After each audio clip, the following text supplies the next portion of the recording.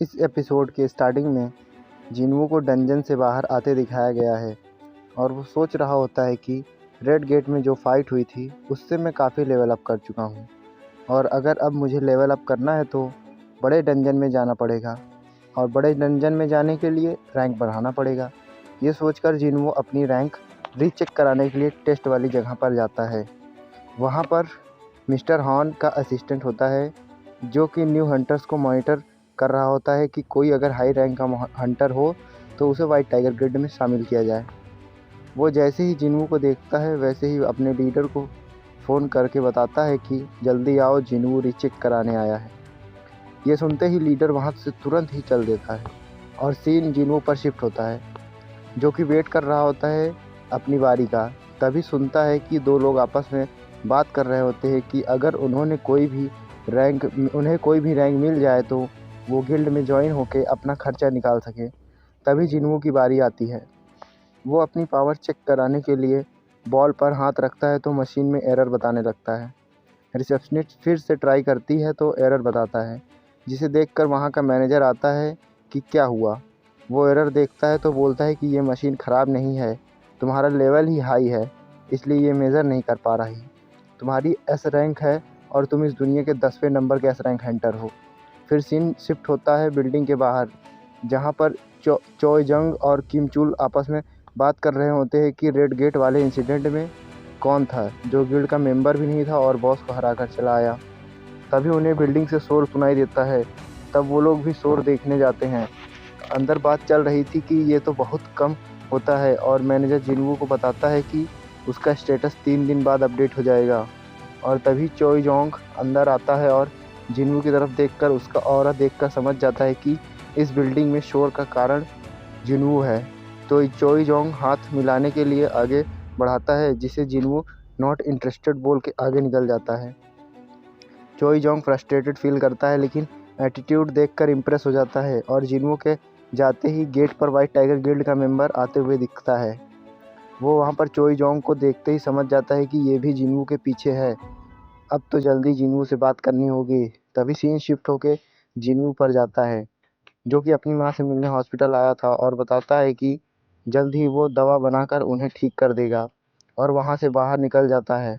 और बाहर निकलते ही हंटर एसोसिएशन के मैनेजर का असिस्टेंट मिलता है जो बोलता है कि मैं तुम्हें देखकर भी नहीं समझ पाया कि तुम एस रैंक के हो और मेरा काम है हंटर्स को मॉनिटर करना ताकि कोई रूल ना तोड़े। तब जिन्वू बोलता है कि मैंने तो नहीं तोड़ा ना। तब असिस्टेंट बताता है कि नहीं, लेकिन कोई तुमसे मिलना चाहता है। तब हंटर एसोसिएशन का मैनेजर दिखता है जो कि सबसे पहले कॉन्ग्रेचुलेशन बोलता है, फिर बताता है कि इस टाइम पर एसोसिएशन ज़्यादा है लेकिन हाई रैंक हंटर्स नहीं। इस वर्ल्ड में 5 मेन एसोसिएशन हैं जिनमें पावर्स आपस में इक्वली डिस्ट्रीब्यूटेड है, लेकिन अगर तुम किसी में ज्वाइन हो जाओगे तो पावर का बैलेंस बिगड़ जाएगा और फिर दिक्कत होगी। इसलिए तुम हंटर एसोसिएशन में आ जाओ, मैं तुम्हें अच्छी पोस्ट पर प्रमोट करूँगा और इज्जत भी मिलेगी। तब जिन्वू सोचता है कि इनकी पावर मेरे से कहीं ज़्यादा है और अगर मैं हाँ बोल दूंगा तो मेरी लाइफ बदल जाएगी, लेकिन मैं ऑफिस में उलझा रहूँगा और लेवल अप नहीं कर पाऊँगा। तब जिन्वू डिसाइड करके बोलता है कि सॉरी, मैं नहीं करूँगा, मुझे डंजन में जाना ज़्यादा पसंद है। मैं ऑफिस में काम के लिए नहीं बना हूँ। मैं डेमन से लड़ूंगा और फील्ड वर्क करूँगा। तब मैनेजर सोचता है कि काश मैं 20 साल या 10 साल छोटा होता तो मैं इसके साथ मिलकर डंजन में जाता है। इसके जैसा कॉन्फिडेंस मुझे पसंद है। और फिर कोई बात नहीं बोलकर जिन्वू को जाने देता है और बिल्डिंग के ऊपर से जिन्वू को जाते देख अपने असिस्टेंट से बोलता है कि आगे की सारी मीटिंग्स को कैंसिल कर दो और ड्रिंक करा जाए। काश जिन्वू भी ड्रिंक करता हो। जिन्वू जाते जाते ये सोच रहा होता है कि मैं रुकूंगा नहीं, मुझे अपनी माँ के लिए दवा बनानी है और फाइट करूंगा क्योंकि मैं लेवल अप कर सकता हूँ। फिर सीन शिफ्ट होता है हॉस्पिटल में, जहाँ पर डोंगसो लेटा होता है काफ़ी बुरी हालत में। उसका मैनेजर भी वहीं होता है जो पूछता है कि संग इल्हान कितना पावरफुल था, क्या वो सही में एक बीस्ट है। तब डोंगसो बताता है कि जिस हिसाब से उसके पास पावर्स थी उस हिसाब से तो वो कोई बीस्ट ही होगा। तब मैनेजर बताता है कि उसे हम लोग ट्रैक कर रहे हैं, लेकिन कर पाएंगे कि नहीं ये नहीं बताना, क्योंकि उसने तुम्हें एक झटके में हरा दिया। ये सुनकर डोंगसू सोचता है कि मेरी बेइज्जती जिस तरह हुई उसकी इल्हान ने की है उसका बदला ज़रूर लूँगा उसके लिए मुझे चाहे जितना आर्टिफैक्ट खरीदना पड़े। और फिर सीन कट करके जिन्वू पर आता है, जो कि ऑनलाइन आर्टिफैक्ट देख रहा होता है और बताता है कि ये बहुत महंगे होते हैं और इनकी बोली लगती है। मुझे डीमन कैसल में जाने से पहले ये सब खरीदना पड़ेगा। और उसके पास एक आर्टिफैक्ट था जिसे वो बेचने का सोच रहा था, लेकिन जिन्वू अभी ई रैंक है, तो वो बेचेगा तो इलीगल माना जाएगा, इसलिए वो ए रैंक मिशन में जाने के बाद ही उसे बेचेगा।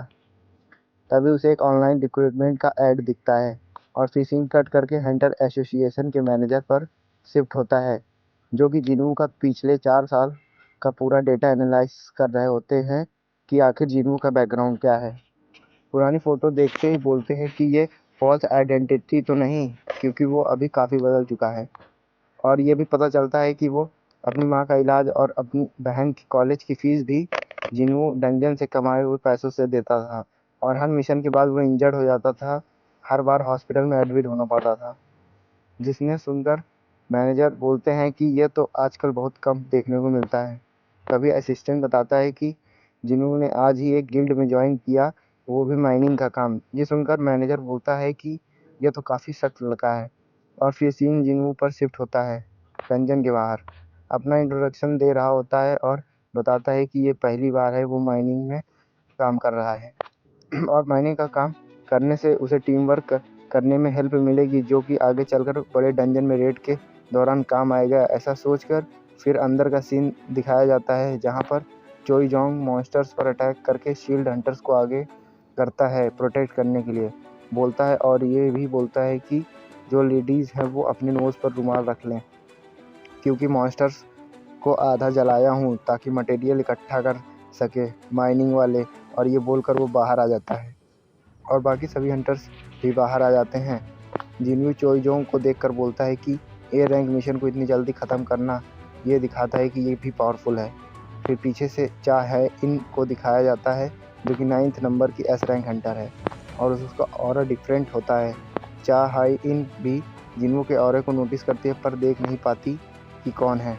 फिर माइनिंग टीम अंदर जाती है और अंदर जाते ही जिन्वू को डीमन लीडर की पावर को फील करता है और सोचता है कि जैसे ही मौका मिलेगा वो भी जाएगा डीमन लीडर की पावर को टेस्ट करने। तभी एक वर्कर आकर जिन्वू को धक्का देकर साइड में हटने को बोलता है। जिन्वू ऑरा को रिलीज़ करता है तो वर्कर डर जाता है।